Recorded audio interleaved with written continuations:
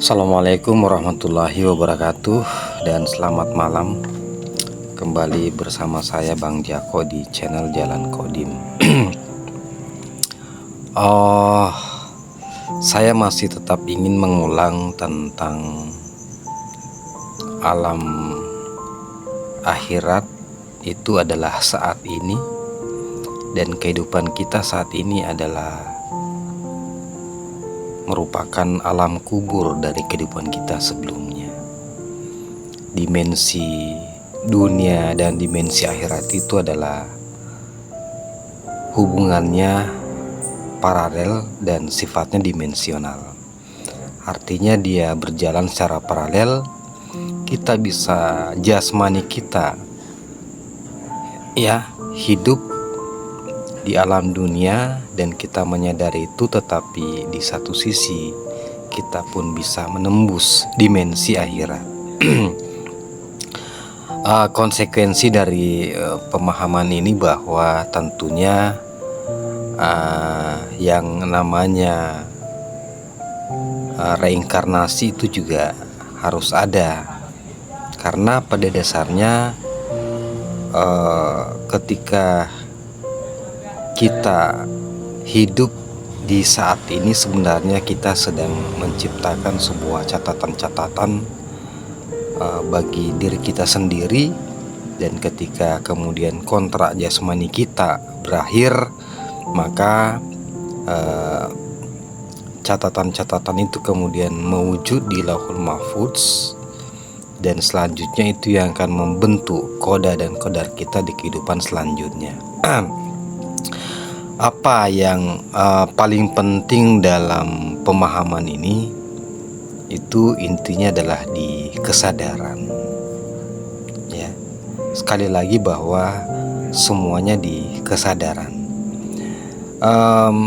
Kesadaran itu ya, secara filosofis kalau kita mengacu ke filsafat Plato misalnya, ya, bahwa realitas yang ada itu adalah sebenarnya bermula dari pikiran kita, kesadaran kita, ya.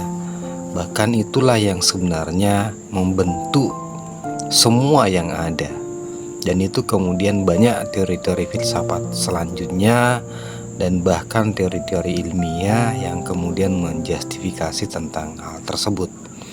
Sampai ada sebuah ungkapan bahwa sebenarnya seperti yang diungkapkan oleh René Descartes, ya, bahwa ya kita ini ada sebenarnya ketika kita berpikir, ya, dengan ungkapannya yang paling terkenal, yang sangat terkenal itu cogito ergo sum.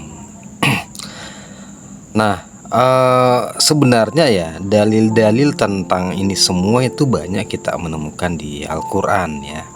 Akan tetapi Al-Quran sebagai sebuah kitab suci itu tentu berada pada posisi yang sangat tinggi, yang terkadang tidak bisa tersentuh dengan hal-hal yang terkadang, ya, saya katakan terkadang, artinya bukan berarti bahwa tidak, tetapi selama ini itu sudah menjadi sebuah pakem bahwa dia ditempatkan pada posisi yang suci gitu, sehingga terkadang susah atau istilahnya agak jarang untuk bisa disentuh, ya. Jadi terkadang diskusi-diskusi yang menyangkut tentang ayat-ayat tersebut, ya, justru kadang membuat kita terlabeli sebagai sesat atau apalah, ya, yang kemudian dalam rangka menjaga kesuciannya gitu,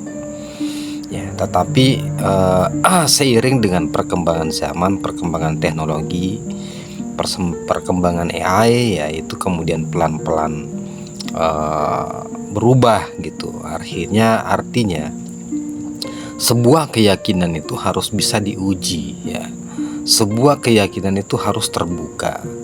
Dia tidak bisa selalu ditempatkan dalam posisi yang tertutup, ya, karena dengan kecanggihan teknologi sekarang dan perkembangan informasi, semua serba transparan. Nah, saya kembali kepada tema di awal ya, terkait dengan kesadaran itu sendiri ya. Banyak teori-teori yang mengungkap bahwa ini kesadaran ini kan terkait sebenarnya dengan penemuan fisika kuantum ya. Itu sangat terkait itu. Makanya ada yang disebut dengan kesadaran kuantum. Artinya kesadaran yang dimaksud kesadaran kuantum itu artinya ketika kita masuk pada sebuah level, pada sebuah situasi di mana hukum-hukum fisika atau kaidah-kaidah normal itu terbantahkan semua, artinya tidak berlaku dalam di alam itu, di dimensi itu. Nah, yang ada sebuah teori yang menarik ya, itu kalau nggak salah disebut sebagai teori biocentrism. Biocentrism ini itu pertama kali dipelorkan oleh Robert Lanza, seorang ilmuwan Amerika ya.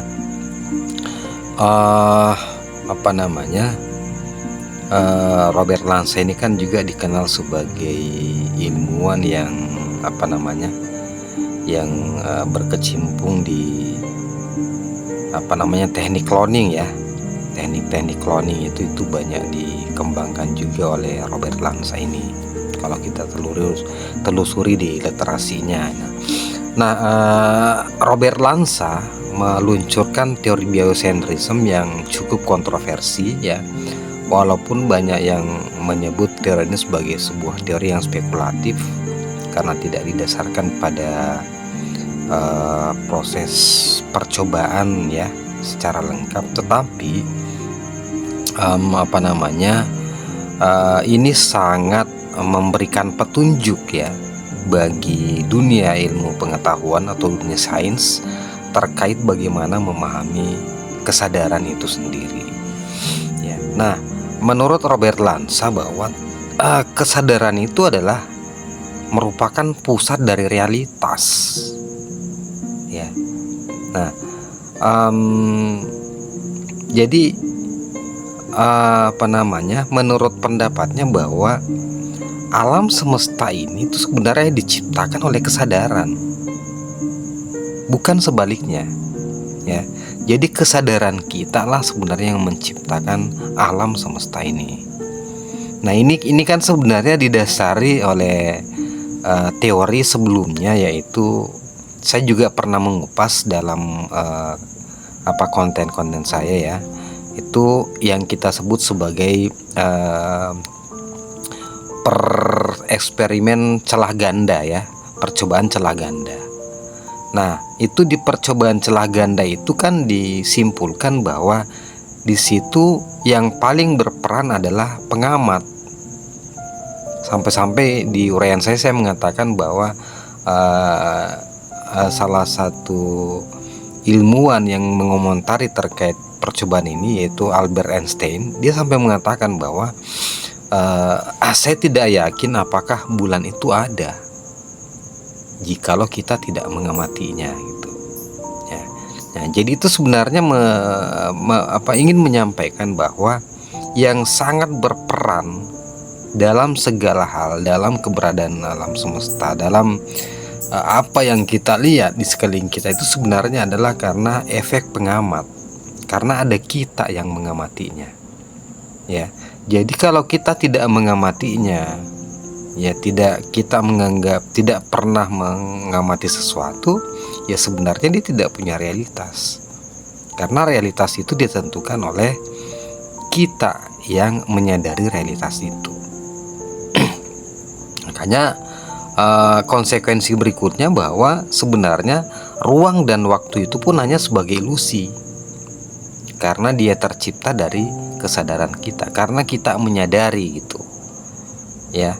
Nah, jadi sebenarnya kalau menurut teori biocentrism ini, ruang dan waktu itu adalah sebuah konstruksi dari pikiran kita, kesadaran kita, ya. Nah, di situ. Jadi sebenarnya konsep sebelum dan sesudah itu sebenarnya hanya ada karena pikiran kita mengkonstruksinya. Yang ada sebenarnya adalah hanya kenyataan saat ini. Itu. Nah, ini kan sebenarnya sangat senada ya dengan pahaman-pahaman di kalangan tasawuf, kalangan spiritualis gitu. Bahwa sebenarnya yang ada adalah kesadaran saat ini. Jadi yang namanya ruang dan waktu itu ternyata dikonstruksi oleh pikiran kita. Jadi secara saintis pun sebenarnya apa yang disebut dengan kesadaran kuantum itu memang menemui justifikasinya atau penjelasannya di dalam dunia sains. Nah, termasuk fenomena reinkarnasi itu sendiri. Karena berdasarkan teori ini sebenarnya kesadaran itu tidak pernah mati. Ya. Kesadaran itu tidak pernah mati. Kesadaran itu adalah sesuatu yang terus-menerus akan selalu ada. Jadi ketika kontrak jasmani itu berakhir, kesadaran itu kan tidak ikut mati. Karena kalau jasmani itu kan otomatis dia sifatnya jasmani physically ya. Dia akan terurai kembali kepada unsur-unsur fisik gitu. Tapi kesadaran itu sendiri tidak. Dia kemudian bertransisi kepada di kesadaran lain itu. Nah, makanya kan dalam teori di dalam fisika kuantum pun juga kan dikenal ada yang namanya multiverse ya, atau dunia paralel gitu. Nah, jadi kesadaran itu tadi ketika kontrak jasmaninya selesai ya, itu kemudian kesadaran itu bertransisi ke dimensi lain gitu, ke dunia lain. Itu yang disebut sebagai multiverse paralel ya. Nah, jadi dalam hidup ini kan kita bersentuhan dengan berbagai macam kehidupan gitu ya. Orang-orang di sekitar kita itu pun juga sebenarnya mengalami hal yang sama. Ya, kita berinteraksi di situ. Nah, kita ketemu dengan orang ini, kita berinteraksi dengan ini, kita membangun hubungan bisnis dengan yang ini dan yang itu sebenarnya bukan hal yang kebetulan sebenarnya ya, tapi itu adalah sebuah proses yang di situ ada sebuah kausalitas yang bekerja ya, dari kenyataan sebelumnya ya, atau di dimensi kehidupan sebelumnya, kemudian dia mewujud di dimensi kehidupan saat ini gitu ya. Jadi ini sangat menarik ya, bahwa ternyata secara saintifis pun gagasan tentang dimensi dunia dan akhirat itu adalah sifatnya paralel, yang kemudian juga tentang konsep reinkarnasi ya, itu ternyata secara sains pun sebenarnya sudah ditemukan gitu ya, walaupun banyak kritik terhadap teori-teori seperti ini ya. Jadi seolah-olah masih tetap untuk dipertahankan bahwa yang namanya konsep dunia akhirat, konsep reinkarnasi itu adalah ranah dari kelompok agamawan dan kelompok spiritualitas gitu. Padahal sebenarnya antara sains dan agama, sains dan spiritualitas itu adalah sesuatu yang sifatnya saling melengkapi ya. Tinggal bagaimana kita sebenarnya mencoba untuk mengeksplor gitu ya, hal-hal yang dimana sebenarnya terdapat kesesuaian gitu ya. Saya kembali kepada teori tentang kesadaran itu. Jadi bahwa jika kesadaran adalah bagian dari struktur fundamental alam semesta, maka ia tidak berakhir ya ketika tubuh mati. Itu ya, kesadaran itu akan berpindah ke realitas lain atau dimensi lain. Ya, ini yang yang selaras dengan gagasan tentang multiverse. Ya, juga. Nah, ini pun juga kemudian bisa menjelaskan bagaimana reinkarnasi itu. Ini pun kemudian juga bisa menjelaskan bagaimana tentang teori tentang catatan Lauhul Mahfuz di literatur keagamaan gitu. Ini pun juga bisa menjelaskan bagaimana tentang konsep koda dan kondar. Ya, itu. Jadi sebenarnya adalah semua sinkron ya, semua bisa dipertemukan gitu antara sains dan agama. Makanya ketika saya mengatakan bahwa kehidupan kita saat ini adalah alam kubur dari kehidupan kita sebelumnya, dan kehidupan kita saat ini itu adalah mewujudkan koda dan kodar kita ya, yang berasal dari catatan Lauhul Mahfuz. Dan catatan Lauhul Mahfuz itu adalah sebuah sistem algoritma alam semesta yang tercatat, yang kemudian tercatat di kehidupan sebelumnya, yang kemudian akan kita jalani di kehidupan saat ini. Dan saat ini kita menjalani itu semua, itu yang disebut dengan karma kita, hutang kita yang harus kita selesaikan di kehidupan saat ini. Itulah yang terus-menerus terjadi. Itulah siklus keabadian ya, yang terjadi di kehidupan dunia ini. Dan sekali lagi bahwa ketika ditanya apakah tidak ada ujung dari semua itu, ya tentunya sekali lagi bahwa kita berbicara tentang konsep keabadian. Berbicara tentang konsep keabadian itu berarti artinya tidak ada awal dan tidak ada akhir. Itu di alam kodim. Ketika kita bisa memahami tentang sifat-sifat kodim itu, berarti kita akan paham sebenarnya sejatinya hidup ini apa gitu, dan apa yang maksud dari semua ini.